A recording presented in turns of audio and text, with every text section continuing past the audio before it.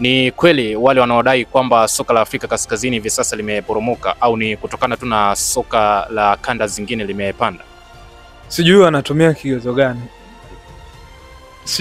Wanatumia kigezo gani, kwa sababu ukisema soka la kaskazini limeporomoka sio sawa.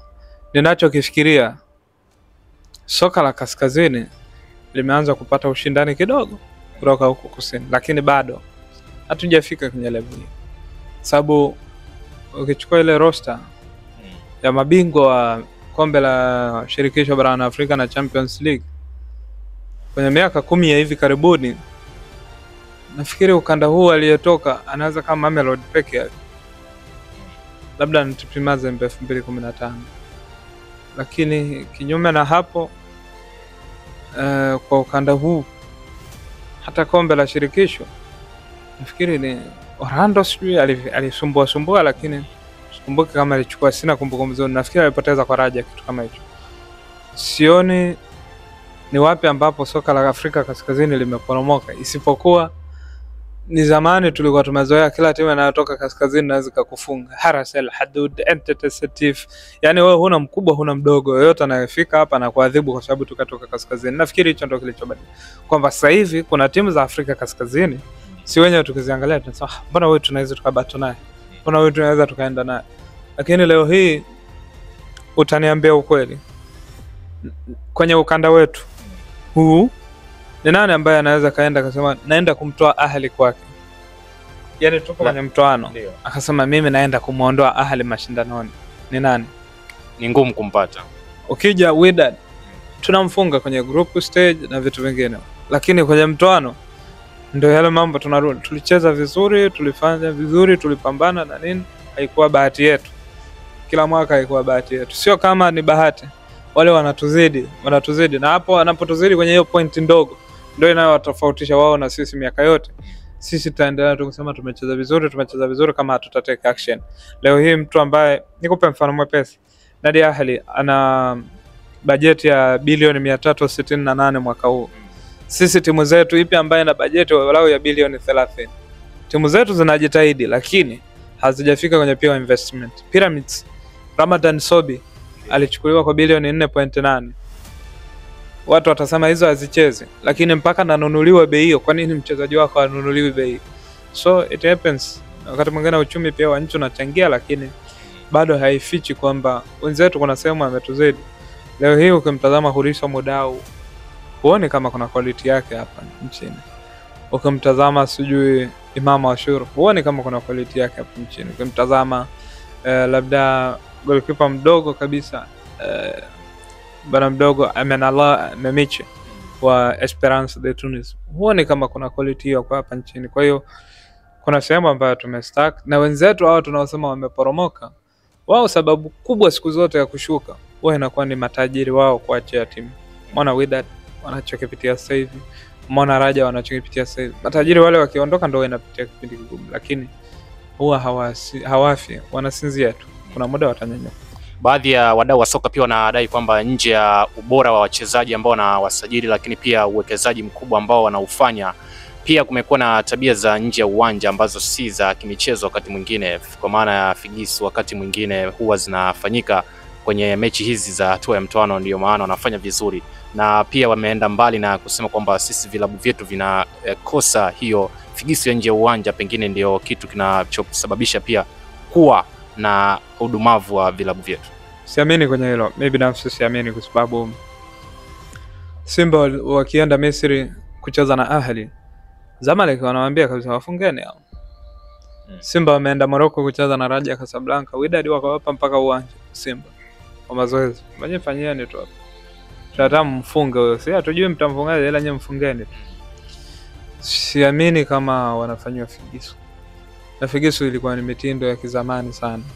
Sasa hivi kila mtu anajitafutia hoteli mwenyewe, anafanya kila kitu. Unaniambiaje kuna figisu?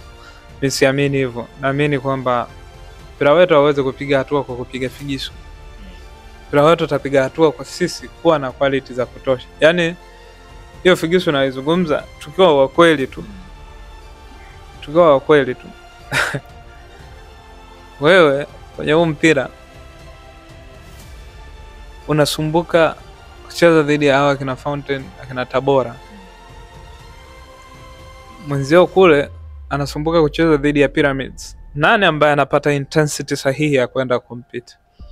Ambaye anacheza dhidi ya Pyramids. Absolutely. So uwezo kaona unategemea figisu. Hata ukifanya figisu, quality itaamua pale kiwanjani. Mbona kuna mechi huwa tunafungwa tunaona kabisa maji na mafuta. Kuna wakati nafika tu maji na mafuta vinajitenga. Lakini pia unaweza kuwa unahoji watu, kwa mfano timu kama Al Hilal Omdurman inacheza kwenye ligi ambayo haina intensity kubwa, lakini kwenye michuano ya kimataifa inafanya vizuri. It happens sometimes, lakini muangalie wachezaji aliokuwa nao. Jean-Claude Giremugisha, muangalie kocha aliyekuwa naye. Flora Ibenge, mshindi wa taji la kombe la shirikisho. Mcheza finali 3 za Confederation Cup. Mcheza nusu finali ya ligi ya mabingwa barani Afrika. Mcheza robo finali nyingi tu za ligi ya mabingwa barani Afrika. Wachezaji waliofanya Aimet Ending walikuwa na mtu mmoja sasa hivi yupo Singida hapo, Seji Poku. Wana Adama Kulibali. Ukitazama wachezaji wao mmoja, ni timu gani ambayo Afrika wakifika wanaweza kakaa nje? Utakubaliana na mimi labda ni wale Big 4. Ahli, Mamelodi, Wydad yule mwenye makalia sio huyo, na Esperance de Tunis. Lakini hizi timu nyingine zote wanafika na kwanza kwenye kikosi cha kwanza. Kwa na wachezaji hao wao usiweze kucompete kwa kiwango cha juu. Wakati mwingine upate ligi yenye intensity sana, lakini wachezaji kundi lokuwa nalo, they are professional, they are matured enough, wanaweza kwenda na ile speed ambayo unaitaka mechi usiku. Ukilinganisha na ubora wa timu hizo ambazo zinafanya vizuri sana Afrika, lakini pia vilabu vyetu hapa nchini, unadhani ndani ya miaka mingapi pengine tunaweza kutoa timu Tanzania ambayo inabeba ubingwa wa Afrika, ima kwenye kombe la shirikisho au kwenye ligi ya mabingwa? Kubeba ubingwa inawezekana, kwa sababu wakati mwingine mpira una bahati mbaya zake pia. Yani una ajali zake. Kubeba ubingwa kwa ajali inawezekana. Lakini kwa targets kwamba nataka Champions League msimu huu, itachukua muda mrefu, kwa sababu wale pia hawapigi mark time, hawasimami. Yani wakati wewe unaota ndoto ya nusu finali ya michuano ya ligi ya mabingwa barani Afrika, Ahli anafika nusu finali anatolewa kwa aggregate, anamfukuza kocha kwa goli la ugenini, anamfukuza kocha, hajafika malengo. Ndio wewe nusu finali kwako ndio sherehe. Ndio maana wanasema wewe siku yako bora kabisa kazini, unakuta mwingine ndio maisha yake ya kila siku ya kawaida sana. So tunatofautiana vipaumbele na malengo, na nafikiri hicho ndio kinachofanya mpaka sasa hivi tuwe tofauti, tuendelee kupishana kwenye mtazamo. Wakati wao unahisi kwamba hapa nimefika penyewe, mwenzio haoni kama hapo ni sehemu anayostahili kuwepo, na anaona bado kuna room yeye kufanya zaidi ya kila ambacho amekuwa akifanya. Vilabu vyetu havina mwenendo mzuri sana kwenye michuano ya dunia, kwa maana ya vilabu kwenye ile kombe la dunia. Ukiachilia mbali kwa misimu ya hivi karibuni, TP Mazembe walijaribu kufanya vizuri pamoja na Al Ahli walijaribu kufanya vizuri. Pengine tunakwama wapi hasa? Bado level ya hiyo level ya uwekezaji pia, lakini pia sehemu ya pili ni wachezaji wetu wa Afrika wanacheza na role models wao. Mimi si mtabiri, lakini miongoni mwa timu ambazo zitakuwa za kwanza kurudi barani Afrika ni Wydad Casablanca.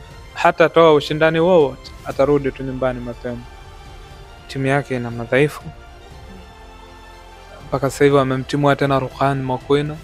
Sioni kama watapata kocha mwingine wa haraka atakaye kushape timu yake ndani ya hii miezi miwili, timu iende ka compete kwa kiwango cha juu. Mwezi mmoja sasa hivi umesalia. Lakini pia hata ukijaribu kuangalia uzani wa michezo yenyewe, michezo ambayo ina uzani mkubwa haiwezi kupimwa kiwepesi hivyo. Kwa hiyo kila ukijaribu question na ukijaribu kuangalia, bado investment yetu haijafika kwenye level ya dunia. Lakini pia wachezaji wetu nafika uwanjani, namuona Kevin De Bruyne na yeye anaenjoy kama tunavyoenjoy sisi. Anageuka kuwa shabiki. Yes, anaenjoy kama tunavyoenjoy sisi. Anapambana tu kumuonesha kwamba Kevin De Bruyne nilicheza naye, nilimuonesha kwamba nilifunga goli mbele yake, lakini kadari haziwezi kuzidi wewe.